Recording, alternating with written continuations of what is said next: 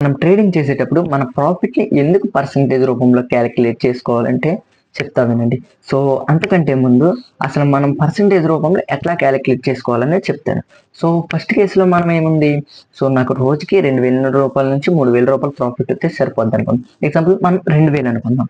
So మీరు per డేకి ఒక 1,00,000తో ట్రేడ్ చేస్తున్నారు అనుకుందాం. సో 1,00,000తో ట్రేడ్ చేస్తే ఇప్పుడు ఆ 2,000 అనేది 1,00,000లో ఎంత పర్సెంటేజో మీరు క్యాలిక్యులేట్ చేసుకోవాలన్నమాట. సో ఇప్పుడు ఈ 1,00,000లో మీ ఈ 2,000 అనేది ఎంత పర్సెంటేజ్ ప్రాఫిట్?